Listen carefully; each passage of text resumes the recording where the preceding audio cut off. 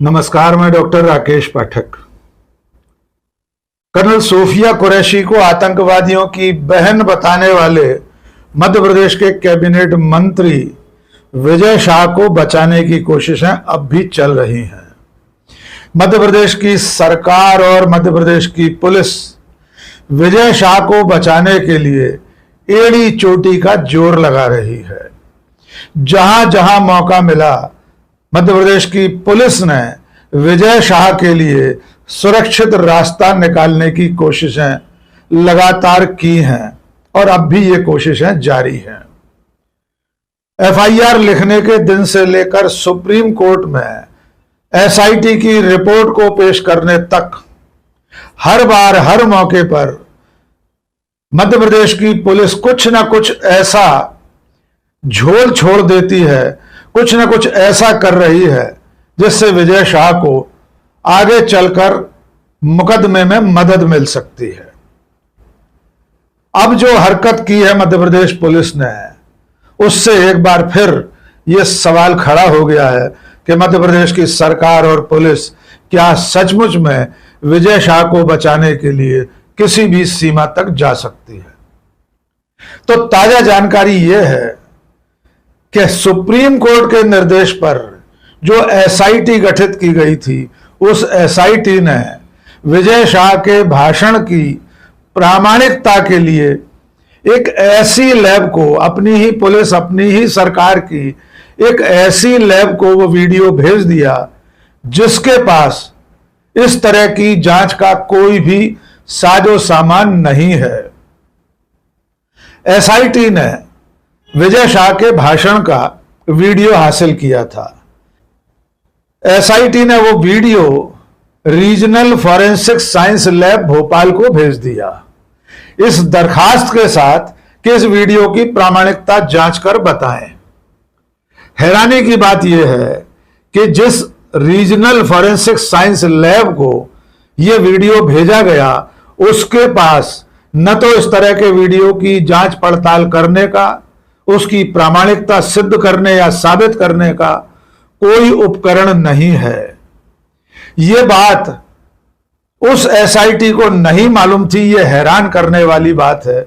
जिस एसआईटी में एक आईजी स्तर का अधिकारी है, एक डीआईजी है और एक एसपी है, इतने वरिष्ठ अधिकारी अपने ही प्रदेश की एसएफएल लैब के बारे में यह नहीं जानते थे कि वो लैब वॉइस सैंपल मैच करने का काम करती है, डीएनए मैच करने का काम करती है, या विसरा और इस तरह के अन्य जो जांच पड़ताल के प्रकरण होते हैं, उस तरह की जांच का इस एसएफएल लैब के पास साजो सामान है, उसके जो उपकरण हैं, उसकी जो सुविधाएं हैं, वो ऐसी नहीं है जिसमें किसी ओरिजिनल वीडियो की प्रामाणिकता को जांचा जा सके। ये लैब, रीजनल फॉरेंसिक लैब, किसी ऐसे वॉइस सैंपल की जांच जरूर करती है जिसमें किसी व्यक्ति की आवाज को उसके दूसरे ओरिजिनल वॉइस सैंपल से मिलाना हो। लेकिन विजय शाह के वीडियो में किसी तरह की कोई छेड़छाड़ नहीं हुई है। यह बात विजय शाह के खुद के माफीनामों से स्थापित है।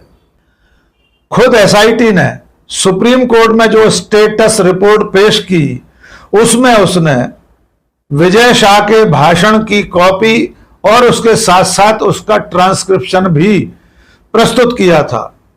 खुद एसआईटी ये मान चुकी थी कि चूंकि विजय शाह अपने बार बार जारी माफीनामों में स्वीकार कर रहे हैं कि उनके भाषण के साथ कोई छेड़छाड़ नहीं हुई है, उनके शब्द भाषाई भूल से निकल गए हैं, वे लगातार माफी मांग रहे हैं। विजय शाह ने एक बार भी यह नहीं कहा कि उनके भाषण के साथ कोई छेड़छाड़ हुई है या उनके उस वीडियो में उनकी आवाज नहीं है। तो फिर एसआईटी ने फॉरेंसिक साइंस लैब को वीडियो की प्रामाणिकता के लिए क्यों भेजा था?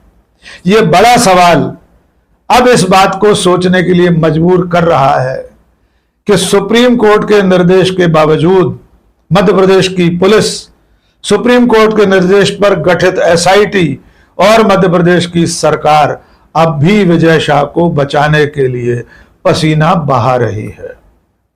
एक बार टाइमलाइन पर फिर से चलते हैं, आपको एक बार फिर से याद दिलाते हैं कि दरअसल में पूरा घटनाक्रम कब शुरू हुआ। मध्य प्रदेश के जनजातीय कार्य मंत्री विजय शाह ने 12 मई को इंदौर जिले के मानपुरा थाना क्षेत्र में एक सार्वजनिक कार्यक्रम में कर्नल सोफिया कुरैशी के बारे में बेहद आपत्तिजनक शब्दों का इस्तेमाल किया था। आपको याद होगा, विजय शाह ने कहा था कि हमारे प्रधानमंत्री आतंकवादियों की ऐसी तैसी करने नहीं जा सकते थे, उन्हें नंगा करके नहीं निपटा सकते थे, इसलिए आतंकवादियों की बहन कर्नल सोफिया कुरैशी को भेजा था। विजय शाह के भाषण का एक छोटा सा टुकड़ा एक बार फिर सुन लीजिए। जिन्होंने हमारी बेटियों के सिंदूर उजाड़े थे, वही कटे पिटे लोगों को हमने उन्हीं की बहन भेज करके उनकी ऐसी की तैसी करवाई। एक बार मोदी जी के लिए जोरदार ताली बजाएं। उन्होंने कपड़े उतार उतार के हमारे हिंदुओं को मारा और मोदी जी ने उनकी बहन को उनकी ऐसी की तैसी करने हमारे जहाज से उनके घर। अब मोदी जी कपड़े तो उतार नहीं सकते थे, इसलिए उनके समाज की बहन को भेजा कि तुमने हमारी बहनों को अगर विधवा किया है तो तुम्हारे समाज की बहन आके तुम्हें नंगा करके छोड़ेगी। देश का सम्मान, मान सम्मान और हमारी बहनों का सुहाग का बदला तुम्हारी जाति की समाज की बहनों को पाकिस्तान भेजकर से कोई ले सकता है। और उन्होंने कहा था। भाषण वायरल होने के बाद मध्य प्रदेश उच्च न्यायालय जबलपुर के न्यायमूर्ति अतुल श्रीधरन और न्यायमूर्ति अनुराधा शुक्ला ने इसका स्वतः संज्ञान लिया। सुओ मोटो इस केस को अपने सामने लाकर मध्य प्रदेश की सरकार और पुलिस को निर्देश दिया कि सेना और सेना की जांबाज अफसर का अपमान करने वाले मंत्री के खिलाफ तत्काल मुकदमा दर्ज किया जाए। हाई कोर्ट ने 4 घंटे में मुकदमा दर्ज करने का निर्देश दिया था। उसमें हाई कोर्ट ने बाकायदा अपराध और उसके लिए जो संज्ञेय धाराएं हैं उनका भी उल्लेख किया था। लेकिन मध्य प्रदेश की पुलिस ने क्या किया? मध्य प्रदेश की पुलिस 14 मई की शाम तक, देर शाम तक टाल मटोल करती रही और अंत में एक ऐसी एफआईआर मानपुर थाने में दर्ज की गई जिसमें विजय शाह के अपराध का जिक्र ही नहीं था। जब अगले दिन हाईकोर्ट जबलपुर को इस एफआईआर की जानकारी मिली तो हाईकोर्ट ने इस पर मध्य प्रदेश की पुलिस को फटकार लगाई। उसके बाद हाईकोर्ट ने कहा कि दूसरी एफआईआर लिखी जाए।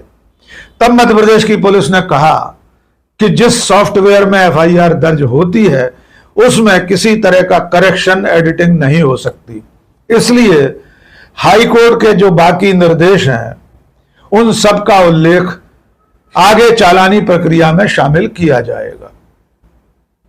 एफआईआर दर्ज होने के बाद विजय शाह 15 मई को सुप्रीम कोर्ट पहुंचे। उन्होंने एफआईआर रद्द कराने की अपील की। सुप्रीम कोर्ट ने शुरुआती सुनवाई में एफआईआर रद्द करने से इनकार कर दिया, लेकिन उनकी गिरफ्तारी पर रोक लगा दी। इसके साथ ही सुप्रीम कोर्ट ने हाई कोर्ट से कहा कि चूंकि सुप्रीम कोर्ट ने अब इस मामले का संज्ञान ले लिया है तो अब आगे इस पर कोई कार्रवाई संचालित न की जाए। सुप्रीम कोर्ट ने 3 सदस्यीय स्पेशल इन्वेस्टिगेशन टीम गठित कर दी, जिसमें एक आईजी, एक डीआईजी और एक महिला एसपी को शामिल किया गया। सुप्रीम कोर्ट ने 28 मई की तारीख तय की जब एसआईटी को अपनी स्टेटस रिपोर्ट पेश करना थी, और जब 28 मई को एसआईटी ने अपनी पहली स्टेटस रिपोर्ट पेश की उसके साथ साथ उसने कुछ और समय मांगा, जबकि इस बीच में एसआईटी विजय शाह के भाषण का वीडियो और तमाम अन्य लोगों के बयान भी ले चुकी थी। इसके बावजूद कुछ और समय मांग लिया गया। सुप्रीम कोर्ट ने एसआईटी को जुलाई तक का समय दे दिया और तब तक के लिए विजय शाह की गिरफ्तारी फिर टल गई। इसी दिन सुप्रीम कोर्ट ने अब हाई कोर्ट को पूरी तरह से इस केस को बंद करने को कहा, क्योंकि आगे चलकर अब सुप्रीम कोर्ट ही इस मामले की सुनवाई करेगा। इस तरह विजय शाह को जुलाई तक की मोहलत मिल गई है। उनकी न तो गिरफ्तारी होगी, न पुलिस आइंदा उनके खिलाफ और कोई कार्रवाई करेगी। जो मध्य प्रदेश पुलिस 14 मई को एफआईआर दर्ज होने के बावजूद अगले 5 दिनों तक विजय शाह को गिरफ्तार करने के लिए थाने से भी बाहर नहीं निकली थी, उन्हें पूरी तरह छुट्टा छोड़ रखा था। यहां तक कि सुप्रीम कोर्ट में किसी तरह की राहत मिल जाए, इसके लिए मध्य प्रदेश की पुलिस विजय शाह को मोहलत देती रही और अंत में विजय शाह को सचमुच सुप्रीम कोर्ट से अच्छी खासी राहत मिल गई। लेकिन यहां पर थोड़ी सी बात सुप्रीम कोर्ट के दिशा निर्देशों पर भी कर ली जाए। ठीक ऐसे ही एक केस में अशोका यूनिवर्सिटी के प्रोफेसर अली खान महमूदाबाद को सुप्रीम कोर्ट ने अंतरिम जमानत पर रिहा तो किया, लेकिन उन पर कितनी पाबंदियां लगा दी ये भी जान लीजिए। सुप्रीम कोर्ट ने उन्हें जमानत देते समय कहा कि वे अपना पासपोर्ट सरेंडर कर दें, पुलिस के पास जमा कर दें। इसके अलावा न तो वे कोई भाषण देंगे, न वे सोशल मीडिया पर कोई पोस्ट लिखेंगे, न ऑपरेशन सिंदूर और सेना को लेकर किसी तरह की टीका टिप्पणी करेंगे। इसके अलावा तमाम तरह की पाबंदियां सुप्रीम कोर्ट ने लगा दी। इसके साथ साथ अशोका यूनिवर्सिटी के जो प्रोफेसर्स, फैकल्टी मेंबर्स और स्टूडेंट्स प्रोफेसर अली खान के पक्ष में प्रदर्शन कर रहे थे, उन्हें भी सुप्रीम कोर्ट ने हड़का दिया। सुप्रीम कोर्ट ने कह दिया कि आप अगर इस तरह का कोई प्रदर्शन करेंगे, कोई मांग करेंगे अली खान के फेवर में, तो आपके खिलाफ भी आदेश जारी कर दिया जाएगा। सवाल यह है कि क्या इस देश में किसी व्यक्ति के समर्थन में प्रदर्शन करना या जुलूस निकालना अपराध हो गया है? और इसके बरक्स विजय शाह के मामले में सुप्रीम कोर्ट ने क्या किया? सुप्रीम कोर्ट ने न केवल पहली फुर्सत में उनकी गिरफ्तारी पर रोक लगा दी, बल्कि अब मामला जुलाई तक के लिए टाल दिया। लेकिन सुप्रीम कोर्ट ने एक बार भी विजय शाह को किसी तरह की कोई हिदायत नहीं दी। न तो विजय शाह का पासपोर्ट सरेंडर करने के लिए कहा गया, न उन्हें यह निर्देश दिया गया कि वे इस मुद्दे पर किसी तरह का कोई बयान नहीं देंगे, कोई भाषणबाजी नहीं करेंगे। कोई हिदायत विजय शाह को नहीं दी। तो अब आप तुलना करके देख लीजिए। एक तरफ प्रोफेसर अली खान हैं, जिनके सोशल मीडिया पोस्ट में एक भी शब्द आपत्तिजनक नहीं है, जिसकी व्याख्या कोई इस तरह नहीं कर सका कि प्रोफेसर अली खान सेना या किसी का अपमान कर रहे हैं, और दूसरी तरफ कुंवर विजय शाह का भाषण है, जिसमें हर तरह से यह साबित हो चुका है कि उन्होंने न केवल कर्नल सोफिया कुरैशी को आतंकवादियों की बहन बताया, बल्कि एक पूरे मजहब का भी अपमान किया। खुद हाई कोर्ट और सुप्रीम कोर्ट कह चुके हैं कि कुंवर विजय शाह के भाषण से पूरा देश शर्मसार हुआ है। यही शब्द है सुप्रीम कोर्ट का सुनवाई करते समय कि विजय शाह के भाषण से सेना का अपमान हुआ है, धर्म का अपमान हुआ है, पूरा देश शर्मिंदा हुआ है। इसके बावजूद विजय शाह को कोई हिदायत देना सुप्रीम कोर्ट ने जरूरी नहीं समझा। और अब मध्य प्रदेश की पुलिस जो पहले दिन से उन्हें बचाने में लगी है, अब भी अपने काम में जुटी हुई है। जिस पुलिस ने एफआईआर में विजय शाह का अपराध, उनका कृत्य भी नहीं लिखा था, वो पुलिस अब ऐसी लैब को उनके भाषण का वीडियो भेज रही है जिस लैब के पास इस तरह की जांच का कोई सुविधा उपकरण नहीं है।